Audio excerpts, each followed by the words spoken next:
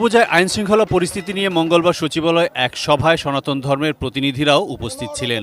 সভা শেষে স্বরাষ্ট্র উপদেষ্টা অবসরপ্রাপ্ত লেফটেন্যান্ট জেনারেল জাহাঙ্গীর আলম চৌধুরী জানান, পূজা মণ্ডপকে ঘিরে নিরাপত্তা জোরদার থাকবে। আয়োজকদের ব্যবস্থাপনায় স্বেচ্ছাসেবকরাও পালাক্রমে দায়িত্ব পালন করবেন।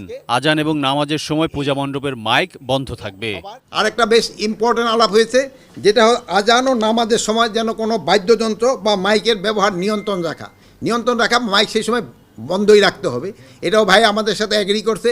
আজানের কমের পক্ষে 5 মিনিট আগেই এই ধরনের কার্যকলাপ বন্ধ রাখতে হবে এবং নামাজ শেষ হওয়া পর্যন্ত এই ধরনের কার্যকলাপ বন্ধ রাখতে হবে। আর ভাই আমার সাথে আরও এগ্রি করছে এরা সবাই, যে অনেক সময় দেখা যায় যে একটা বাদ্যযন্ত্র রেখে দিল, আজান হইতেছে, হয়তো ওই যান্ত্রিক গ্রহণে নাই বা অন্য জন্য এসে একটা শুরু করে দিল। ওই ক্ষেত্রে ভাই আমাদের ক্ষেত্রে এরা সবাই আমাদেরকে এনশিওর করছে যে কোনো রকমের যেন এরকম কেউ করতে না পারে, তার ব্যবস্থা গ্রহণ করবে। স্বরাষ্ট্র উপদেষ্টা বলেন, বাংলাদেশের মানুষের যেন দুর্গাপূজা দেখতে ভারতে যেতে না হয়, সেজন্য সীমান্ত এলাকায় ভালো পূজা মণ্ডপের ব্যবস্থা করতে অনুরোধ জানানো হয়েছে। সভা শেষে স্বরাষ্ট্র উপদেষ্টা অবসরপ্রাপ্ত লেফটেন্যান্ট জেনারেল জাহাঙ্গীর আলম চৌধুরী জানান, পূজা মণ্ডপকে ঘিরে নিরাপত্তা জোরদার থাকবে। আয়োজকদের ব্যবস্থাপনায় স্বেচ্ছাসেবকরাও পালাক্রমে দায়িত্ব পালন করবেন। আজান এবং নামাজের সময় পূজা মণ্ডপের মাইক বন্ধ থাকবে। আরেকটা বেশ ইম্পর্টেন্ট আলাপ হয়েছে, যেটা আজান ও নামাজের সময় যেন কোনো বাদ্যযন্ত্র বা মাইকের ব্যবহার নিয়ন্ত্রণ রাখা, মাইক সেই সময় বন্ধই রাখতে হবে। এটাও ভাই আমাদের সাথে এগ্রি করছে। আজানের কমের পক্ষে 5 মিনিট আগেই এই ধরনের কার্যকলাপ বন্ধ রাখতে হবে এবং নামাজ শেষ হওয়া পর্যন্ত এই ধরনের কার্যকলাপ বন্ধ রাখতে হবে। আর ভাই আমার সাথে আরও এগ্রি করছে এরা সবাই, যে অনেক সময় দেখা যায় যে একটা বাদ্যযন্ত্র রেখে দিল, আজান হইতেছে, হয়তো ওই যান্ত্রিক গ্রহণে নাই বা অন্য জন্য এসে একটা শুরু করে দিল। ওই ক্ষেত্রে ভাই আমাদের ক্ষেত্রে এরা সবাই আমাদেরকে এনশিওর করছে যে কোনো রকমের যেন এরকম কেউ করতে না পারে, তার ব্যবস্থা গ্রহণ করবে। স্বরাষ্ট্র উপদেষ্টা বলেন, বাংলাদেশের মানুষের যেন দুর্গাপূজা দেখতে ভারতে যেতে না হয়, সেজন্য সীমান্ত এলাকায় ভালো পূজা মণ্ডপের ব্যবস্থা করতে অনুরোধ জানানো হয়েছে।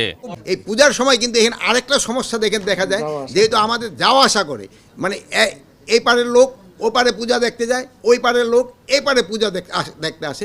আমি এই জন্য এখানে সবাইকে আমি অনুরোধ করেছি যে এবার যেন আপনারা বর্ডার বেল্টে ভালো ভালো পূজা মণ্ডপ করেন, যেন আমাদের লোক ওই পারে যেন না যায় পূজা দেখার জন্য, আর ওই পারের লোকও যেন এই পারে না আসে, এইটার ব্যবস্থা নেওয়ার জন্য। ধর্ম উপদেষ্টা ডক্টর আফম খালিদ হোসেন বলেন, দুর্গাপূজা ঘিরে কেউ বিশৃঙ্খলা সৃষ্টি করলে কঠোর ব্যবস্থা নেওয়া হবে।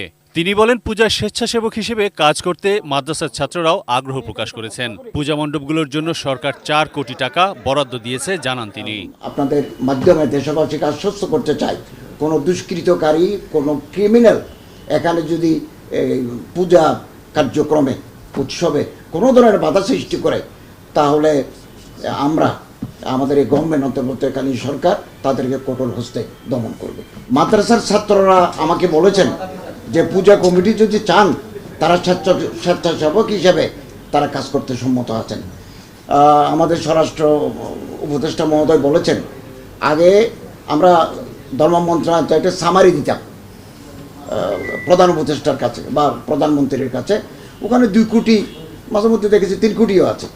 এবারেই 4 কোটি টাকা বরাদ্দ দিয়েছেন আমাদের চিফ অ্যাডভাইজার মহোদয়। আমরা একটু তালিকা করে অসচ্ছল মন্দিরগুলোকে আমরা এই 4 কোটি টাকা জেলা প্রশাসকদের মাধ্যমে এগুলো আমরা বিতরণ করব।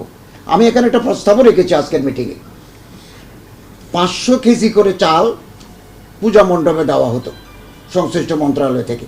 এবার আমি একটা প্রস্তাব উত্থাপন করেছি, আজকের এই মিটিংয়ের মাধ্যমে আমরা সংশ্লিষ্ট মন্ত্রণালয়ে মেসেজ পাঠাবো, আরও 200 কেজি করে যাতে চাল বাড়ানো হয়, অন্ততপক্ষে না পারলে 100 কেজিও যাতে বাড়ানো হয়, এরকম একটা প্রস্তাব আমার মন্ত্রণালয় থেকে আমি দেব। আর স্যার যদি সম্মত হন, তাহলে আজকের ইমিডিয়েট রেজুলেশন ওখানে দেওয়া যেতে পারে। এতে করে একটা উৎসবমুখর পরিবেশ উইথ রিলিজিয়াস ফারবার অ্যান্ড জিল সনাতন ধর্মের ভাই ও বোনেরা তাদের এই শারদীয় দুর্গোৎসব পালন করতে পারে।